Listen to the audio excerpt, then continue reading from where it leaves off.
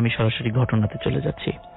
ঘটনাটির সময়টা ছিল 1998, যখন 98 যে বন্যার যে সময়টা চলছিল, ওই সময়ের যে ঘটনা। তখন আমি বিনোদপুর একটি মাদ্রাসা রয়েছে, আমি সেই মাদ্রাসারই ছাত্র ছিলাম। তো আমাদের মাদ্রাসার যেহেতু মানে অ্যাকোমোডেশন ব্যবস্থা ওই সময় অতটা ভালো ছিল না, তখন বেশ কিছু ছাত্ররা মসজিদেই ঘুমাতো। ওই মসজিদে যিনি মুয়াজ্জিন সাহেব ছিলেন, উনিও একসাথে আমরা ঘুমাতাম আর কি। তো একদিন রাত, ওই সময় শীতের সময় ছিল, রাত প্রায় 12টার দিকে হঠাৎ দেখি মসজিদের দরজায় কে যেন নক করছে। বলছে, রেজাউল ভাই, মানে মুয়াজ্জিন সাহেবের নাম ছিল রেজাউল। তো বলছে, রেজাউল ভাই দরজাটা একটু খোলেন। তখন উনি ঘুম থেকে উঠে দরজাটি খুললেন। খোলার পরে দেখলেন তারই পরিচিত লোক, প্রতিবেশী আর কি। তো বললেন, ভাই ওই আমার এক আত্মীয় মারা গেছে, আপনাকে এখন একটু যেতে হবে, লাশটাকে দাফন করতে হবে ভোরের আগেই। তো ভোরের আগে কেন, এত তাড়াহুড়া কেন? বলে, সেটা পরে বলবো, আপনি এখন আমাদের সাথে একটু চলেন। তখন উনি অতটা 7-5 না ভেবেই উনি শীতের প্রয়োজনীয় কিছু জামা কাপড় সাথে নিয়ে উনি তাদের সাথে গেলেন। তার বাসার থেকে খুবই কাছে, হেঁটে 10 মিনিটের পথ মাত্র। তো ওখানে যাওয়ার পর উনি ওই বাড়িতে, উনি জানতেন যে ওনারা বেশ অনেকগুলো জয়েন্ট ফ্যামিলি আর কি, অনেক পরিবার একসাথে বসবাস করতেন, বিশাল উঠান আর কি, উনি আগে থেকে চিনতেন। ওখানে যাওয়ার পরে উনি দেখলেন যে বাড়িতে একটা লোকও নাই, মানে সবগুলোর দরজা জানালা বন্ধ, এবং উঠানে মাত্র 2-3টি চেয়ার রাখা আছে আর একটা খাটিয়া রাখা আছে। তখন উনি চিন্তা করলেন, যদি কোনো বাড়িতে কোনো লোক মারা যায় তো অনেক লোক থাকার কথা, এখানে একটা লোকও নাই, মাত্র 2-3টি চেয়ার, আর যে আমাকে ডেকে নিয়ে এসেছে সে সহ 2জন লোক দাঁড়িয়ে আছে সেখানে। উনি দেখে মনে করলেন হয়তোবা কোনো অসৎ উদ্দেশ্যে ওনাকে ডেকে আনা হয়েছে, বা ওনার ক্ষতি করবেন বা ওনাকে মেরে ফেলবেন, এই টাইপের কোনো কারণে ওনাকে ডেকে নিয়ে আসা হয়েছে। এই বলে, এই চিন্তা করে উনি ঘুরে দৌড় দিতে যাবেন, এমন একটা অবস্থা। তো তখন তারা বললেন যে, রেজাউল ভাই আপনি ভয় পেন না, আসলে বাড়ির যত লোকজন ছিল আমরা আসলে সরিয়ে দিয়েছি সঙ্গত কারণে, যেটা আপনি পরে বুঝতে পারবেন। এখন আসেন লাশের কাছে যায়, আপনার ভয়ের কোনো কারণ নেই, আসেন। তখন উনি একটু আশ্বস্ত হলেন।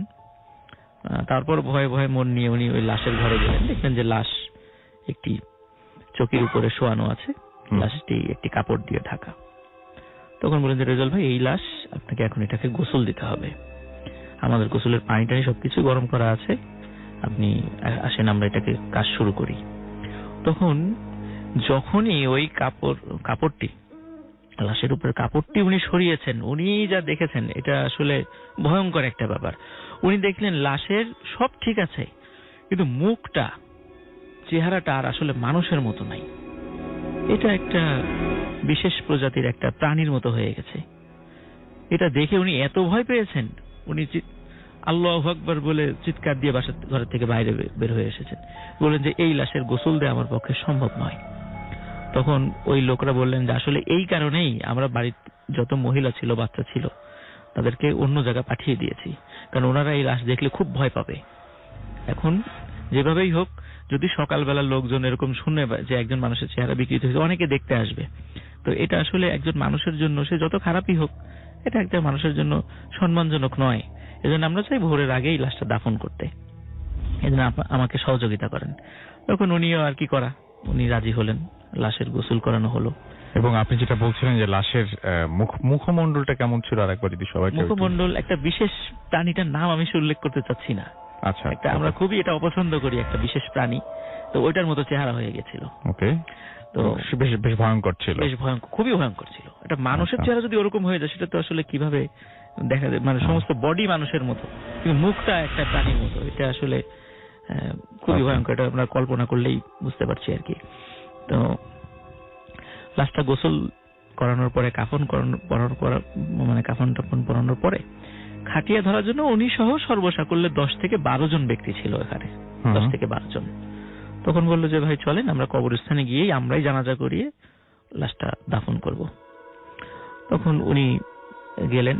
তো জায়গাটা যেখানে কবর যেটা হয়েছে, রাজবাড়ি যারা আছেন তারা হয়তো একটু খেয়াল করবেন যে এটা লোকশেড যে জায়গাটা আছে রাজবাড়িতে, তো লোকশেডের ওই জায়গাটা এমনিতেই হন্টেড, অনেকেই সেটা জানেন। তো ওইখানে একটা মুসলিম কবরস্থান আছে। তো ওই কবরস্থানে ওই লাশটা দাফন হয়েছিল। তো ওইখানে যখন লাশটা নিয়ে গেলেন, নিয়ে যাওয়ার পরে দেখলেন যে লাশ ওই কবরের কাছে দুজন ব্যক্তি বসা যারা কবর খুঁড়েছেন।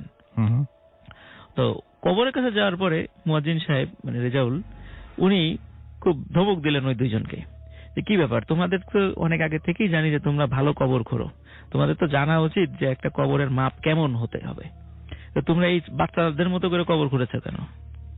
এটা কি বাচ্চার কবর? ওনারা বলতেছেন যে ভাই আপনি তাকিয়ে দেখেন ডানে বায়ে কি পরিমাণ মাটির স্তূপ জমা হয়ে আছে, এখানে মিনিমাম 5-6টা কবরের মাটি স্তূপ জমা হয়ে আছে এখানে। তো কি কারণে এরকম? বলে আমরা ঠিক মাপ মতোই কবর খুঁড়ি, কিন্তু কবর খোঁড়ার পরে কিছুক্ষণ পরে আবার যখন কবরের দিকে তাকাই দেখি কবরটি ডানে বায়ে সামনে পিছনে ছোট হয়ে এসেছে।